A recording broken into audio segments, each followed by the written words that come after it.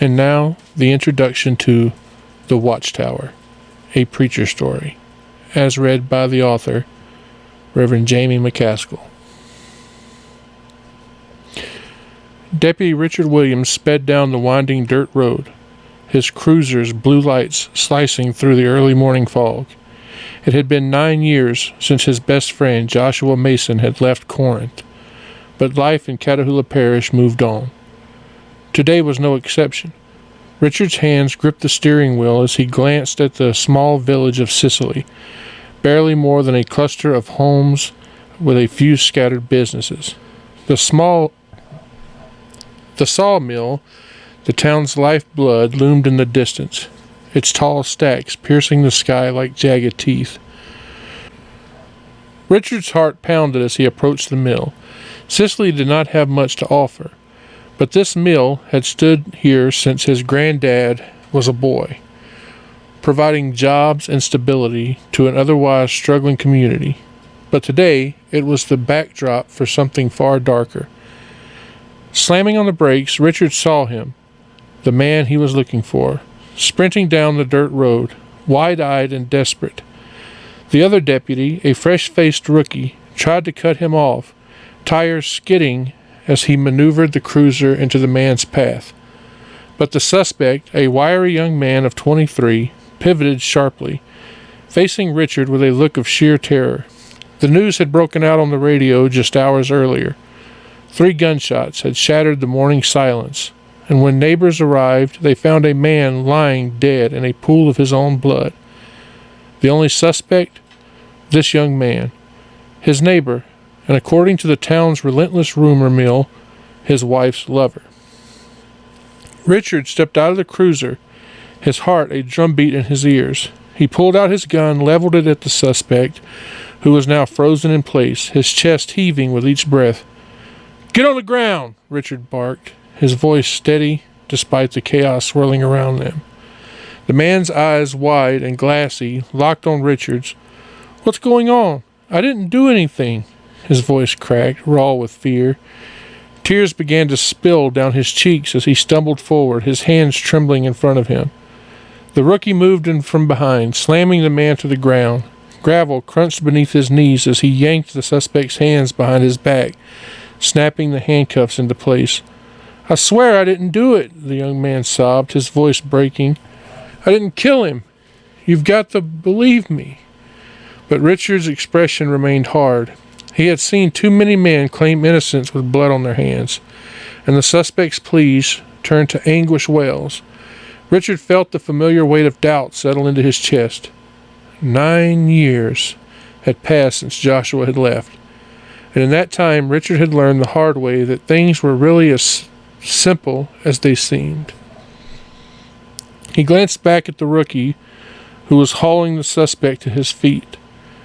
"Take him in," Richard ordered, his voice tight. "We'll sort this out at the station." As the cruiser's door slammed shut and the sirens faded into the distance, Richard stood alone on the dirt road, staring at the sawmill that had witnessed generations of toil and struggle. This village had survived hard times before, but today it felt different, as if something vital had been broken. He let out a long breath, glancing down at his holstered weapon. He turned back towards his cruiser, knowing that this was only the beginning. Joshua Mason sat alone on his couch, the silence of his small apartment pressing in around him. It had been weeks since he had last spoken with Richard, the only person from home that he kept in touch with since leaving Corinth. He'd made new friends here, of course, but nothing could replace the comfort of hearing from someone who understood where he came from. Richard had always been that lifeline, and now even that felt tenuous.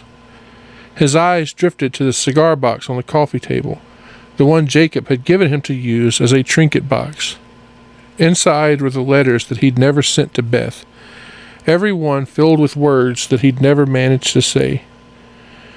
They were all he had of her now, a tangible reminder of everything that he had lost and everything that he had failed to fix. This time of year was always the hardest. February. Valentine's Day. It was supposed to be a day of love, but for Joshua, it was just another cruel reminder. This would be the 9th Valentine's Day without her. They'd always celebrated together. No matter what else was going on in their lives, they made that day special. And now, every February, he was haunted by the memory of those moments. The dinners, the laughter, the simple joy of being with her. He stood abruptly, unable to sit still any longer, and began to pace the room, his fingers twisting together as he whispered a prayer, the words slipping out in a breathless rhythm. Lord, it's been 9 years. 9 years, and I still can't let it go.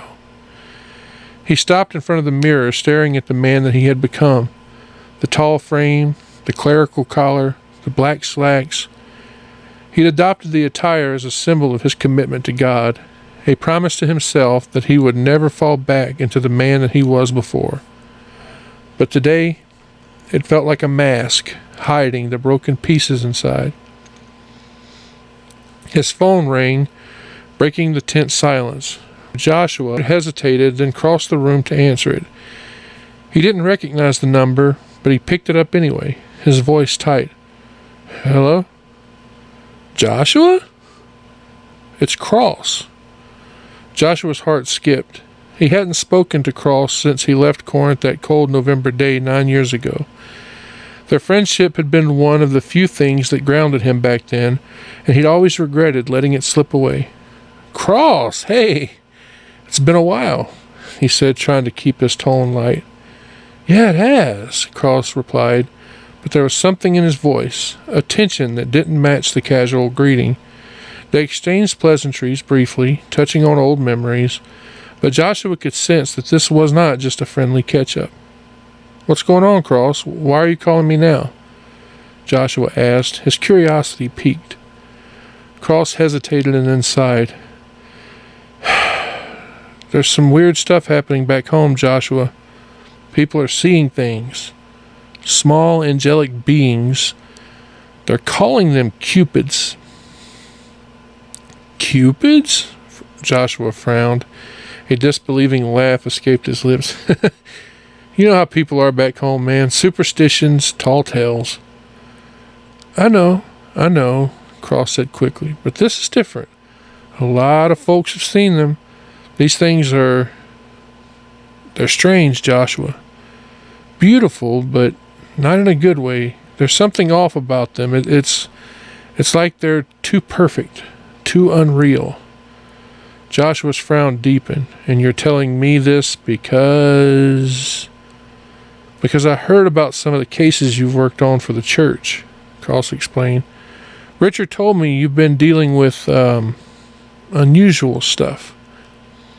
I thought maybe if anyone could make sense of what's going on, it's you. Joshua leaned against the wall, his mind racing. The idea of going back to Catahoula Parish, of facing everything that he'd left behind, it felt like an impossible burden. But Cross's words lingered in his mind. Strange sightings. People calling them cupids. It sounded ridiculous, but something about it gnawed at him. I don't know, Cross, Joshua said finally, his voice heavy with uncertainty. It's been a long time. I don't know if I can go back. Just think about it, okay? Cross's voice was pleading now. I know it's a lot to ask, but it'd be good to see you, Joshua, and we could use someone like you right now. Joshua closed his eyes, the weight of the past pressing down on him. He glanced at the cigar box, at the unsent letters tucked inside. It had been 9 long years since he had seen Beth, since he had felt anything but the ache of what he had lost. Maybe it was time to face it once and for all. I'll think about it, he said quietly. I'll let you know soon. As he hung up the phone, Joshua turned back to the mirror, his reflection staring back at him with eyes that seemed older than his years. His fingers brushed at the collar on his neck, and he whispered one more prayer, a plea for strength, for clarity. Whatever awaited him back in Catahoula Parish, He knew that he couldn't face it alone. 2 days later, Joshua was at the Church of Christ, methodically wiping down the pews. Cleaning was one of his many duties, and it gave him a quiet space to think, to reflect. As he moved through the aisles, he heard the front door creak open. Looking up, he saw Richard standing there, framed by the sunlight pouring in through the open door. Joshua set his cleaning rag down and walked over, a genuine smile spreading across his face. "Hey, man," he greeted, pulling Richard into a hug. "It's good to see you." "You too, Joshua," Richard replied, his voice warm but tinged with an undertone of unease. He stepped back, his hands resting on his hips. "You got time to grab a bite to eat?" Joshua studied his friend's expression, noticing the somber look in his eyes. He knew that look. He was about to get some news that he wouldn't like. But he nodded anyway. "Yeah, sure. Let me finish up here and we'll head out." A few minutes later, they were sitting in a small pizzeria, the buzz of conversation and the scent of fresh dough filling the air. Joshua picked at the slice in front of him, his appetite nowhere to be found. Richard seemed to be avoiding something, making small talk about people they used to know, old stories that usually made them laugh. But today, Joshua could barely muster a smile. As they finished the last of the pizza, Richard reached into his pocket, pulled out a small cardboard envelope, and setting it on the table. He looked at Joshua, his gaze serious. "Do me a favor," he said quietly.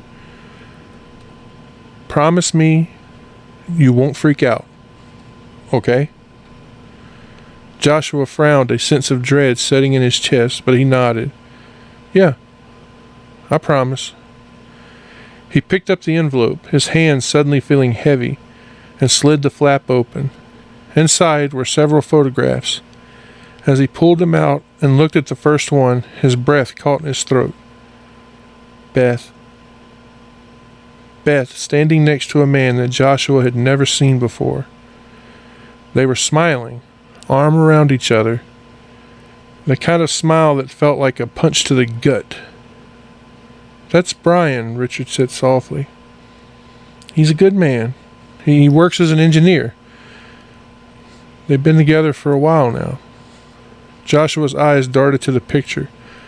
Beth, looking radiant, wearing a simple white dress, her hair flowing down in loose curls. The next photo showed them exchanging vows, and then another where Beth was kissing Brian. Her face beamed with happiness. He felt his stomach twist, his heart pounding painfully in his chest.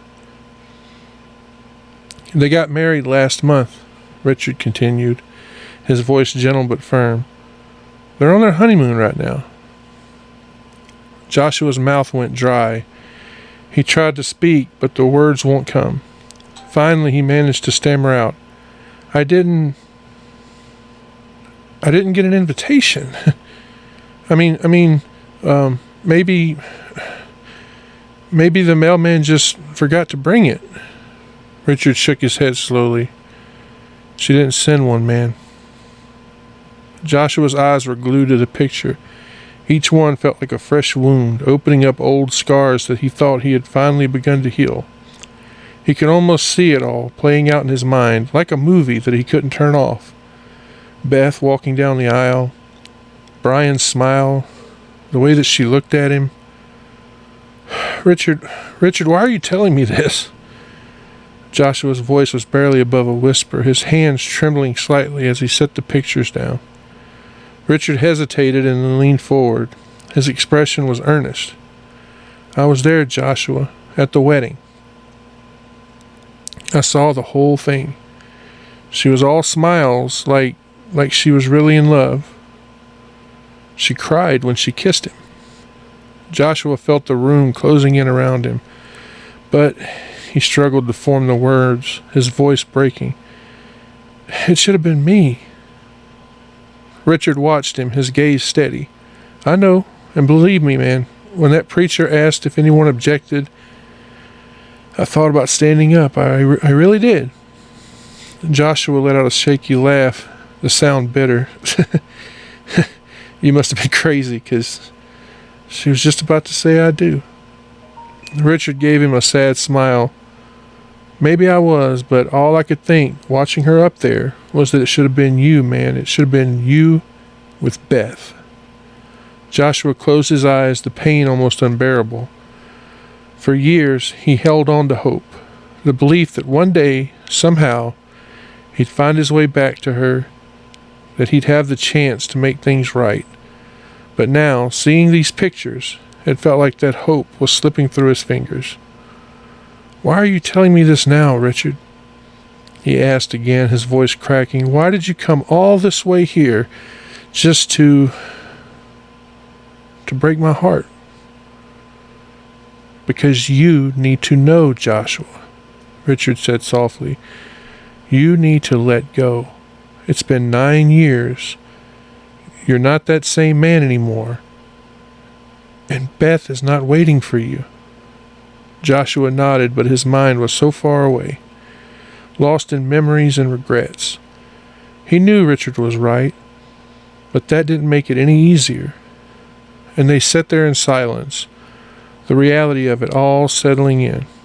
Joshua felt something inside of him break, something he'd been holding on to for far too long. Joshua looked up at Richard, his eyes shadowed with sadness. He let out a long, weary sigh. You know, with my first check from the church, I went to a pawn shop and I bought a diamond ring, he said, his voice soft, almost lost in the hum of the restaurant. I carried it in my pocket every day, praying for that moment when God would tell me it was time to go home, to make things right. He paused, looking down at the table, his fingers tracing a small, absent-minded circle on the surface. I pulled it out of the box the other day just to look at it again. And the diamond, it didn't even sparkle. It looked dull. He glanced up, meeting Richard's eyes with a bitter smile. I think I know how those diamonds feel. It's like my eyes are growing dim. Richard's expression softened as he watched his friend's pain unfold. Joshua, man, I'm sorry. I know this isn't what you needed to hear, especially not like this. Joshua shook his head, his gaze distant. All I can think is, it should have been me, Richard. I should have been the one standing there, holding her hand, saying those vows. But now it's too late, and I've got nothing to show for it but an old ring and a broken heart. Richard nodded slowly, then leaned forward, his tone gentle but firm. I get it, Joshua. I really do. But I didn't just come here to tell you about Beth. There's something else I need to talk to you about. Joshua frowned, leaning back in his chair. What is it? Richard hesitated and then took a deep breath. There was an incident a few days ago at the mill in Sicily. The mill? Joshua's brow furrowed. What happened? A man was found dead, 3 shots to the chest. The only suspect is this young guy, their neighbor, barely 23 years old. The rumor mill is going around saying that it was over an affair with the victim's wife. Richard's jaw clenched. But something's not adding up. The kid was in shock, swearing that he didn't do it. And I believe him. Joshua raised his eyebrow. You believe him? I do. There's more to this than a simple lover's quarrel gone wrong. Richard glanced around, lowering his tone. People in town are saying they've seen things. Strange, small, angelic-looking figures. I know it sounds crazy, but you and I both know there's more in this world than what we see. Joshua rubbed his temple, feeling the weight of the conversation shift. Richard, you're not talking about Cupids. Richard said, the word falling like a stone between them. That's what they're calling them. They've been spotted all over the parish, and I think they might be connected to what's going on at that mill. Joshua's heart skipped a beat. You think these things, whatever they are, have something to do with this murder? I don't know, Richard admitted, but I can't shake the feeling that they do. And I need your help, Josh. You've dealt with stuff like this before. You know what to look for. Joshua leaned back, crossing his arms over his chest. I'm not going back to Corinth, Richard. I can't. I'm not asking you to, Richard assured him quickly. I know how hard it would be for you to go back there. But Catahoula Parish is not just Corinth. This is bigger than just one town, and it's getting out of hand.